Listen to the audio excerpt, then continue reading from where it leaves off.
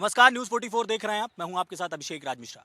2 जनवरी को ही एक महिला लापता होती है जिसकी जानकारी मिलती है कि उसको मारकर हत्या कर उसे दफना दिया जाता है। हम फिलहाल उसी नागलोई कब्रिस्तान पर मौजूद हैं जहां पर महिला को हत्या करने के बाद दफना दिया गया था। ये वही कब्रिस्तान है जहां पर महिला को दफनाया गया था, जिसको दिल्ली पुलिस की सख्ती के बाद ये कब्रिस्तान के पास आएगा और उसके बाद खोद के ये पता चला कि उन आरोपियों ने कबूल किया कि यही वो कब्र है जहां पे उन्होंने उस महिला को दफनाया था। लेकिन यहाँ के आपको ये भी बताना चाहूंगा कि उस यहाँ के केयर टेकर से भी मिली भगत थी। 5,000 रुपए लेकर उसने इस कारनामे को अंजाम दिया था कि जहां 5 बजे के बाद आखिरी नमाज के बाद जहां लोग दफनाए नहीं जाते हैं, वहीं पे इसने मिली भगत करके रात में 2 बजे दफनाने की घटना को अंजाम दिया था। यहाँ पे हमारे साथ कुछ लोग भी हैं, उनसे बात करने की कोशिश करेंगे और जानेंगे कि क्या वाकई में ही कब्रिस्तान की क्या एक प्रक्रिया होती है, कब दफनाया जाता है और उन लोगों के हिसाब से क्या कहना है उनका, ये भी जानने की कोशिश करेंगे। हमारे साथ मौजूद है यहाँ के एक शख्स। सर, ये बताइए कि यहाँ पे क्या प्रोसेस होता है कि कैसे दफनाया जाता है सर यहाँ पे? जी, ये दफनाने का प्रोसीजर तो सर ऐसा है जी। यहाँ पे इंतकाल हो जाता है किसी का, पहले यहाँ पे इत्तला दी जाती है कि हमारे यहाँ इंतकाल हो गया है और कब्र खोदनी है। जी जब आते हैं लेके, उसके बाद 2-4 घंटे का 5 घंटे का हम टाइम देते हैं। जी। ठीक है, टाइम देते फिर हम आते हैं, कब्र तैयार मिलती है यही है। और फिर कितने बजे से कितने बजे तक का होता है कि यहाँ पे दफनाया ये जाता है? ईसा की नमाज के बाद तक होता है जी। कितने बजे हाँ, से वो कितने 10 बजे तक, 10 साढ़े 10 बजे तक जी। अच्छा, आरोपियों ने यहाँ पे किया होगा तो जाहिर सी बात है कि मिली भगत थी। लेकिन एक ये कहने के सवाल है कि क्या किसी को और नहीं पता चला कि यहाँ पे ऐसे की हो गया है? को जी, हम तो यहाँ से थोड़ी सी दूर रहते हैं जी और हमें बिल्कुल भी किसी को नहीं पता। कल हमारे एक भाई का इंतकाल हो गया था, हम कल उसमें आए तो दिल्ली पुलिस के जवान खड़े हुए थे यहाँ पे। फिर हमें प्रोसीजर का यहाँ पे पता लगा कि ये बात हो गई है। जब हमें पता लगा तो अब हम डेली आते हैं। हम दूसरे दिन हमारे वालिद साहब की कब्र यहीं है, हम फातिया पढ़ने आते हैं, दाना डालने आते हैं कबूतरों को। अच्छा, आप आए तो उससे पहले भी क्या आप लोगों को कुछ ऐसा लगा कि यहाँ पे कुछ ऐसे दफनाया नहीं गया? नहीं नहीं नहीं, ऐसा कुछ हमें नहीं पता लगा जी कुछ। सर, क्या नाम होगा आपका? मोहम्मद अली।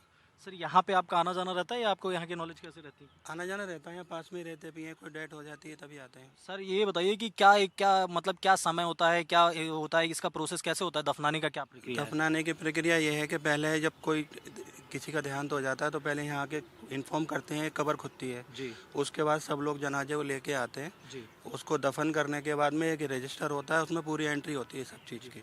सर, आपको क्या लगता है कि जो यहाँ पे एक समय के बाद दफनाया गया, उसके क्या लगता है आप लोग के, ये हिंदू महिला को यहाँ दफनाया गया, क्या कहना चाहेंगे इस पे? वो तो जो यहाँ का चौकीदार था ना, उसने पैसे लेके गलत काम किया है ये। क्या चाहते हैं, उनको भी कुछ सजा, कैसे आप लोग क्या चाहते हैं? ऐसे ही सज़ा की माफ़ी तो नहीं होनी चाहिए। नहीं होनी चाहिए माफ़ी?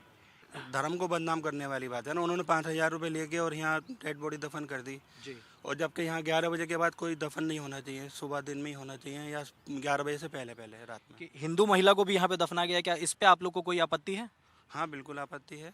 क्या आपत्ति लेना चाहेंगे कि हिंदू के? जिसका दाह संस्कार होना था उसको दफन कर दिया उन्होंने, ये गलत किया। दूसरी बात क्या कहते हैं कि पूरा का पूरा इससे धर्म बदनाम होता है। जी। तो यहाँ पे हमारे साथ थे कि एक आसपास के कुछ लोग थे जिनका बताना ये कहना है कि ये एक धर्म विरोधी भी है, क्योंकि जो एक हिंदू महिला को महिला थी वो एक हिंदू थी, उसके बावजूद इनको यहाँ पे बेसमय दफनाया गया, जिसको लेकर का लोगों में भी आक्रोश है कि ये नहीं होना चाहिए था, क्योंकि ये एक धर्म विरुद्ध भी है। फिलहाल हमारी मौजूदगी मंगोलपुरी थाने पर, और आपको पूरा मामला बताना चाहूँगा कि ये 2 तारीख का मामला है, जब महिला वो है कि जो रेडी पटरी वालों को कर्ज पे ब्याज के तौर पर पैसे भी देती थी। और आपको बताऊंगा कि ये तीनों आरोपी जो हैं वो ज़्यादा कुछ नहीं, छोटे मोटे वर्ग के काम करते थे। कोई ऑटो चालक था, तो कोई दर्जी था, तो कोई नाई था। आपको बताऊं, ये उस महिला से छोटे छोटे अमाउंट्स लिया करते थे और उन पे ब्याज लगाकर उनको वापस किया करते थे। लेकिन उनसे फिर से पैसे मांगने का विरोध करते गए, उन्होंने उस औरत से फिर से पैसे मांगे थे, जिसका विरोध औरत ने किया। उसके बाद उन्होंने ये अंजाम दिया था कि उस महिला को मारकर उसको नागलोई में दफना दिया गया था। फिलहाल पुलिस की तफ्तीश के बाद ये पता चला, उन लोगों ने बताया कि कहाँ दफनाया है उनको और उन्होंने कब इस वारदात को कैसे अंजाम दी थी पुलिस की सख्ती के बाद। और आपको ये भी बताना चाहूँगा कि पुलिस ने उनको 2 तारीख को उनके पास एक गुमशुदा की तलाश का मुकदमा दर्ज कराया था। उनके परिवार वालों ने पुलिस को ये संज्ञान एप्लीकेशन के तहत देकर ये बताया था कि एक महिला गुमशुदा है, जिसकी कार्रवाई पुलिस ने कर उसके बावजूद इस अंजाम तक पहुंची है, जिसकी तफ्तीश में अब ये भी पता चल गया है कि जो कब्रिस्तान का केयर टेकर था वो भी उस आरोप में मिला था, जिसने वहां पे रात 2 बजे इस घटना को अंजाम देकर और उस लाश को दफनाने में पूरी तरह से आरोपियों की मदद की थी। मेरे सहयोगी कैमरा पर्सन दिलीप के साथ न्यूज़ 44 दिल्ली, अभिषेक राज मिश्रा।